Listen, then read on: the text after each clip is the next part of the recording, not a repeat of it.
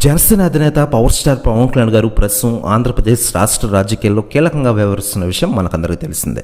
ఇకపోతే పవన్ కళ్యాణ్ గారు రాబోయే అసెంబ్లీ ఎన్నికల్లో పిఠాపురం నుంచి పోటీ చేసిన విషయం మనకందరికీ తెలిసిందే.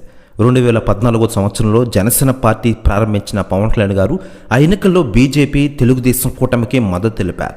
ఆ తర్వాత 2019 ఎన్నికల్లో ఆ రెండు పార్టీలను విభేదించి సొంతంగా బీఎస్పీ లాంటి కొన్ని పార్టీలతో కలిసి బరిలోకి దిగారు. దాదాపు అన్ని అసెంబ్లీ స్థానాల్లో పోటీ చేసిన కేవలం ఒకే ఒక అసెంబ్లీ సీటు మాత్రమే దక్కింది.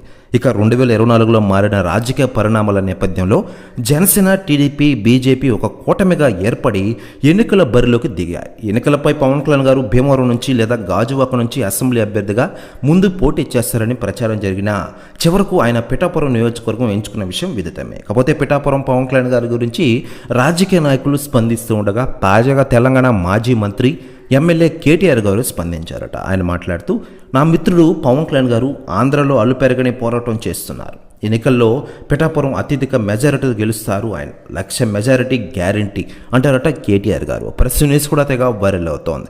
ఇకపోతే అసెంబ్లీ అభ్యర్థిగా బరిలోకి దిగిన జనసేనని పిఠాపురాన్ని స్వస్థలంగా మార్చుకుంటానని పలు సందర్భాల్లో పేర్కొన్న సంగతి అందరికీ తెలిసిందే. పవన్ కార్యాలయం వసతికి అనువుగా చేబ్రోలను ఒక భవంతిని తుది మెరుగుదిద్దుతూ ఉంది. ఉగాది నాడు పవన్ కళ్యాణ్ గారు గృహప్రవేశం చేస్తారని అక్కడ వారు చెబుతూ ఉన్నారు. పవన్ కళ్యాణ్ నివాసం కోసం సిద్ధమవుతున్న భవనానికి సంబంధించిన కొన్ని వీడియోలు, ఫోటోలు ప్రస్తుతం నెట్టింట్లో వైరల్గా మారాయి.